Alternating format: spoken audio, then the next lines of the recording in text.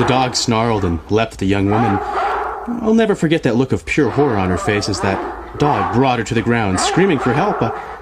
I held my stomach, doubled over, gleefully laughing. The way the blood spurted out of her jugular vein reminded me of a hose left unattended. I also will never forget her face when she finally spotted me at the top of my stairs, pink in the face from laughing so hard, tears streaming down my face. I'm not sure exactly what she was thinking at that point, but I'm sure it was something equally amusing.